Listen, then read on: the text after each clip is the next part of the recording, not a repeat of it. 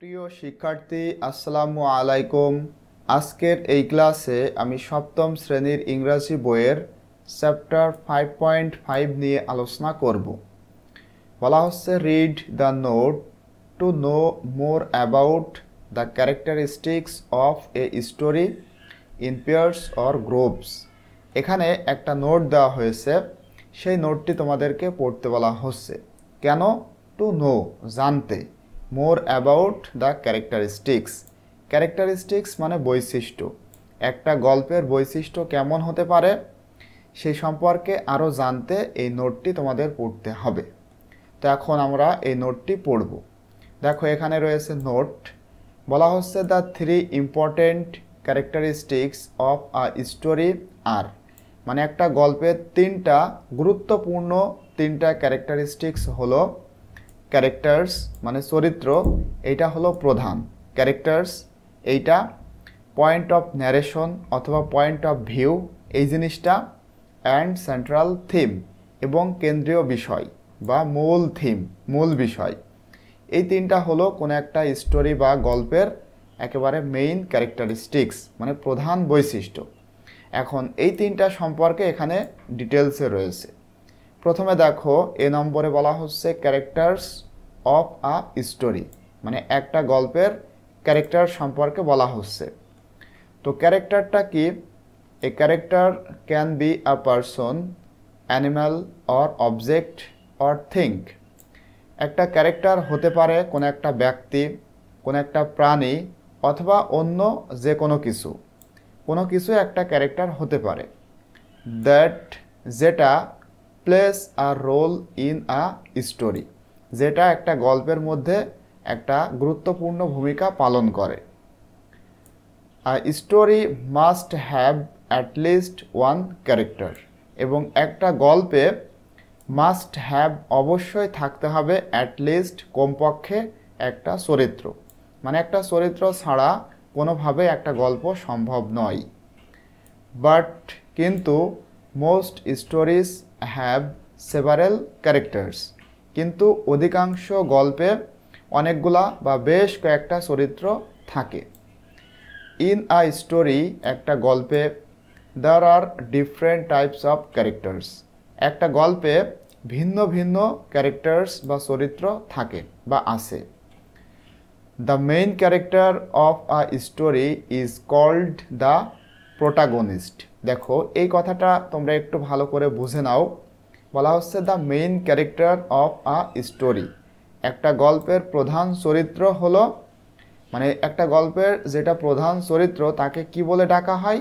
তাকে বলা হয় প্রোটাগনিস্ট, মানে প্রধান চরিত্র। এক কথায় তোমরা বলতে পারো হিরো বা নায়ক। ইউজুয়ালি, সাধারণত a protagonist is shown to be polite, মানে এই যে প্রোটাগনিস্ট বা মানে মেইন ক্যারেক্টার, সাধারণত সে কেমন হয়? তাকে দেখানো হয় টু বি পলাইট, খুবই ভদ্র, ফ্রেন্ডলি বন্ধুত্বপূর্ণ, কাইন্ড দয়ালু, ব্রেভ সাহসী, এটসেট্রা, আরও অনেক কিছু। এটসেট্রা মানে কি? ইত্যাদি। ফর এক্সাম্পল, উদাহরণস্বরূপ, Alifa is the protagonist or main character of a story, my birthday surprise। উপরে একটা স্টোরি আমরা পড়েছিলাম, এই যে দেখো এই স্টোরি মাই বার্থডে সারপ্রাইজ, এই স্টোরির মেইন ক্যারেক্টার কে ছিল বলো তো? এই যে এই মেয়েটা, এবং এটার নাম হলো, এই মেয়েটার নাম হলো আলিফা। তো এখানকার কথাই এখানে উদাহরণস্বরূপ বলা হচ্ছে ফর এক্সাম্পল, উদাহরণস্বরূপ, Alifa is the protagonist or main character of a story my birthday surprise. আমার জন্মদিনের সারপ্রাইজ যে গল্প, এই গল্পের প্রধান ক্যারেক্টার বা চরিত্র হলো আলিফা। এটা উদাহরণস্বরূপ দেখানো হলো, কারণ আলিফাই ছিল এখানকার মেইন ক্যারেক্টার, প্রধান চরিত্র, এবং তাকে নিয়েই গল্পটা, এই জন্য আলিফা হলো ওখানকার প্রোটাগনিস্ট। এরপরে দেখো the main opponent of the protagonist, এবং প্রধান মানে প্রোটাগনিস্টের প্রধান অপোনেন্ট বা বিরোধী হলো, মানে যে বিরোধী, ইজ কল্ড, তাকে ডাকা হয় দ্য অ্যান্টাগনিস্ট, অ্যান্টাগনিস্ট বলে। মনে করো একটা সিনেমাতে বা মুভিতে যে হিরো থাকে তাকে বলা হবে প্রোটাগনিস্ট, আর যে ভিলেন থাকবে তাকে বলা হবে অ্যান্টাগনিস্ট। মানে সে সবসময় হিরোর বিপরীতে কাজ করবে, হিরোকে সবসময় মারতে চাইবে, মানে তার প্রতি খারাপ হোক এইটা চাইবে। হ্যাঁ, হিরোর কখনো সে ভালো চাইবে না। তো হিরো অর্থাৎ এই প্রোটাগনিস্টের বিপরীত হলো অ্যান্টাগনিস্ট। সেইটা এখানে বলা হলো the main opponent of the protagonist is called the antagonist. মানে প্রোটাগনিস্টের বিপরীত যেটা রয়েছে তাকে বলা হয় অ্যান্টাগনিস্ট। এইটাও তোমাদের একটু ভালো করে বুঝতে হবে। He or she works against the protagonist. এবং এই যে অ্যান্টাগনিস্ট, সে ছেলে হোক কিংবা মেয়ে, সে যেটাই হোক না কেন সে কাজ করে এই যে প্রোটাগনিস্টের বিরুদ্ধে। ফর এক্সাম্পল, উদাহরণস্বরূপ, সিন্ডেলাস উইংড স্টেপ মাদার। সিন্ডেলা একটা গল্প রয়েছে, তোমরা হয়তো জানো। সিন্ডেলার উইংড মানে দুষ্টু, স্টেপ মাদার মানে সৎমা। সিন্ডেলার দুষ্টু সৎমা is the antagonist of the story Cinderella. Cinderella গল্পের মানে সিন্ডেলা গল্পের একেবারে প্রোটাগনিস্ট। এবং যেহেতু সিন্ডেলার সৎমা সে দুষ্টু, সিন্ডেলার ক্ষতি করতে চায়, এই জন্য সিন্ডেলার অ্যান্টাগনিস্ট হবে সিন্ডেলার স্টেপ মাদার মানে সৎমা। তো আশা করতেছি তোমরা এই যে ক্যারেক্টার সম্পর্কে আল্লাহর রহমতে বেশ সুন্দর করেই বুঝতে পেরেছো। তো এরপরে দেখো বি নম্বরে রয়েছে পয়েন্ট অফ ভিউ অথবা পয়েন্ট অফ ন্যারেশন। এখানে কিন্তু 2 নম্বরে দেখো দেওয়া ছিল পয়েন্ট অফ ন্যারেশন। ন্যারেশন মানে বর্ণনা, আর পয়েন্ট মানে কোনো কিছু সিরিয়ালি বর্ণনা করা। তো এইটাকেই এখানে বলা হচ্ছে কি পয়েন্ট অফ ভিউ। একই কথা, point of narration, point of view একই কথা। তো এইটাকে পয়েন্ট অফ ভিউকে আবার দেখো এখানে সংক্ষেপে একটা নামকরণ করা হয়েছে পিওভি। অর্থাৎ এই যে পি মানে পি থেকে হয়েছে পয়েন্ট, অফ থেকে ও, আর ভি থেকে ভি। ঠিক আছে, ভি থেকে ভিউ, পয়েন্ট অফ ভিউ এইটার সংক্ষেপে বলা হচ্ছে পিওভি। তো দেখো এই পয়েন্ট অফ ভিউ জিনিসটা কি, এটাও কিন্তু তোমাদেরকে বুঝতে হবে। The point of view of a story tells us who is telling the story. তো the point of view of a story মানে একটা গল্পের point of view tell us আমাদেরকে বলে who is telling the story, কে গল্পটা বলতেছে সেইটা বলে। মানে একটা গল্প কে বলতেছে সেটা আমরা কিভাবে বুঝতে পারবো, এই পয়েন্ট অফ ভিউ এর মাধ্যমে। সামটাইমস মাঝে মাঝে a character tales the story, মাঝে মাঝে কোনো একটা চরিত্র গল্পটি বলে। It's the first person POV, এবং সেই সময় এইটা হবে first person point of view. First person কি তোমরা জানো, আই উই। ঠিক আছে, এই দুইটা হলো ফার্স্ট পারসন। আবার আই এর অবজেক্টিভ ফর্ম রয়েছে মি, পসেসিভ ফর্ম মাই। আবার উই এর অবজেক্টিভ ফর্ম কি আস, পসেসিভ ফর্ম আওয়ার। মানে এইগুলা হলো first person point of view. You will get a lot of I, me and we in the first person point of view. যখন তুমি কোনো একটা গল্পের মধ্যে ইউ উইল গেট তুমি পাবে এ লট অফ প্রচুর পরিমাণে আই, মানে যখন তুমি একটা কোনো গল্পে আই পাবে, আবার এখানে দেখো মি পাবে, এরপরে এখানে তুমি উই পাবে, তখনই বুঝতে হবে এটা first person point of view. Is in the first person point of view. যখন আই, মি, উই পাবে তখন সেটা হবে first person point of view. Example sentences দেখো উদাহরণের বাক্য। I wanted to give a surprise, আমি একটি সারপ্রাইজ দিতে চেয়েছিলাম। এখানে দেখো আই রয়েছে, তার মানে এটা কোন person, first person point of view. He told me to go to the field etcetera. তারপরে দেখো আমি তাকে একটা সারপ্রাইজ দিতে চেয়েছিলাম, হি টোল্ড মি সে আমাকে বলেছিল, এই যে মি রয়েছে। তো এইভাবে আমরা বুঝতে পারবো কোন একটা গল্পের যে পয়েন্ট অফ ভিউ সেটা।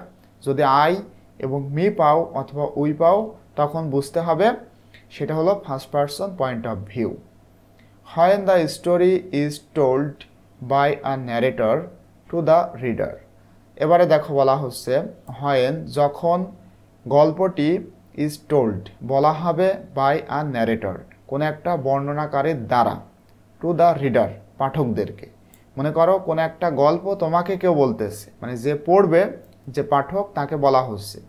সাপোজ মনে করো যারা রাইটার, ঠিক আছে, রাইটার যখন কোনো কিছু বলে, এটা কাদেরকে বলে? যে তার ওই বইটা পড়ে তাদেরকে বলে। তার মানে সেখানে থাকবে second person point of view. দেখো এখানে, when the story is told by a narrator to the reader, যখন গল্প বলা হবে একটা ন্যারেটারের দ্বারা পাঠকদেরকে, it is called the second person POV, তখন সেটাকে বলা হবে সেকেন্ড পারসন পিওভি, মানে second person point of view. এই ক্ষেত্রে তুমি কি পাবা? দেখো, you will notice a lot of you, your and yours, এই তিনটা জিনিস তখন তুমি গল্পের মধ্যে পাবা। ইউ সেকেন্ড পারসন, তারই অবজেক্টিভ ফ্রম ইউ, আবার পসেসিভ ফ্রম ইয়োর অথবা ইয়োর্স। তো এইগুলো যখন তুমি পাবা তখন সেটা হবে second person POV, in the second person POV, সেটা এখানে বলা হলো। এক্সাম্পল সেন্টেন্সেস, উদাহরণের বাক্য, you have lots of friends, তোমার অনেক বন্ধু আছে, but you like to spend more time with your grandma, তোমার অনেক বন্ধু আছে কিন্তু ইউ লাইক টু স্পেন্ড, তুমি পার করতে পছন্দ করো, মানে সময় পার করতে পছন্দ করো, মোর টাইম, অধিক পরিমাণে সময় ব্যয় করতে পছন্দ করো, উইথ ইউর গ্র্যান্ডমা, তোমার দাদির সাথে। তার মানে এখানে দেখো তুমি ইউ পাচ্ছ, আবার এখানে ইউ পাচ্ছ, এখানে দেখো ইউর পাচ্ছ, তার মানে এইটা second person point of view.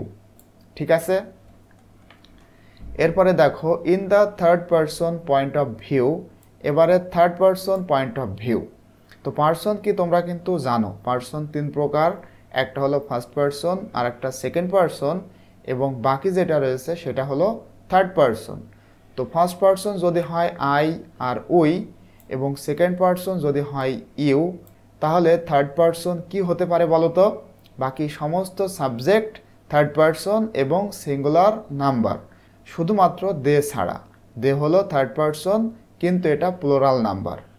তো দেখো, in the third person point of view, মানে তৃতীয় ব্যক্তি পয়েন্ট অফ ভিউয়ের মধ্যে, a narrator from outside of the story, এই গল্পের যে ন্যারেটার, ন্যারেটর মানে বর্ণনাকারী, গল্পটা যে বর্ণনা করবে সে ফার্স্ট পারসনও হবে না, সেকেন্ড পারসনও হবে না, সে আউটসাইড, মানে গল্পের বাইরে থেকে আসবে, এবং গল্পটা সে বলবে কিন্তু সে গল্পের মধ্যে থাকবে না, ঠিক আছে, গল্পের বাইরে থাকবে। টেলস দ্য স্টোরি, মানে a narrator from the outside of the story, tells the story, মানে বর্ণনাকারী হবে গল্পের বাইরের কেউ, যে গল্পটা বলবে।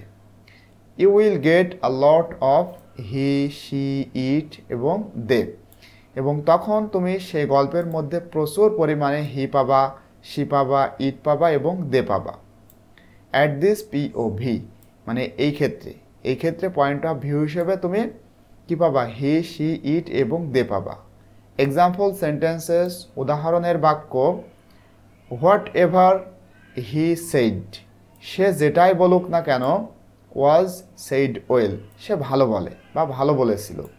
And what ever he did done gracefully, এবং সে যেটাই করেছিল বেশ, মানে গ্রেসফুলি, অনেক সততার সাথে বা অনেক ভালোভাবে করেছিল। বলা হচ্ছে সে যেটা বলেছিল বেশ ভালো বলেছিল, আবার সে যেটা করেছিল বেশ ভালোই করেছিল। তো এই ক্ষেত্রে দেখো তুমি হি পাচ্ছ, আবার এখানে দেখো হি পাচ্ছ, তার মানে এটা third person point of view. তো আশা করতেছি তোমরা এইটাও সুন্দর করে বুঝতে পেরেছো। এখন 3 নম্বরে রয়েছে দেখো, মানে সি নম্বরে সেন্ট্রাল থিম, কেন্দ্রীয় বিষয় বা মূল বিষয়। এটা কেমন দেখো, the theme of a story is a message.